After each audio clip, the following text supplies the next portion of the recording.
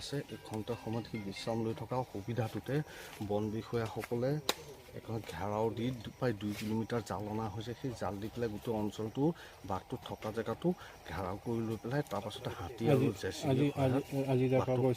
কৌশল অৱলম্বন কৰা হৈছে। কি আশা কৰা যায়? আশা কৰা হৈছে মানে আপোনাৰ কৌশল কেওফালে বাউণ্ডৰীটো মাৰি লোৱাৰ পাছত JCB প্ৰস্তুত হৈ আছে আৰু হাতী ৰৈ আছে। হাতী আৰু JCBৰ সহায়ত বন বিষয়াসকলে এই মাৰপাতৰ মাজত সোমাই খুব কম সময়ৰ ভিতৰতে বাঘটো ইয়াৰ পৰা ট্ৰেংকুলাইজ কৰি লৈ যোৱাৰ ব্যৱস্থা এটা কৰা হৈছে। এটা ভাল আশা কৰিব পৰা যায়। আমি আশা কৰিছোঁ, কিন্তু ময়ো এই সুযোগতে অভিযান চলিয়ে আছে। মই এই সুবিধাতে আপোনালোকৰ মিডিয়াৰ যোগতে এটাই অনুৰোধ জনাব বিচাৰিছোঁ, যিহেতু বাঘটো ইয়াত সোমাই আছে, বন বিষয়াসকলে শুই থকা অৱস্থাতে কাম কৰি আছে। আমাৰ গাঁৱৰ মানুহ আহি যাতে ইয়াত অযথা আহি হাই হুলা হুলস্থুল নকৰে, আহি যাতে বন বিষয়াসকলক বিৰোধিত নেপেলায়, যাতে বাঘটো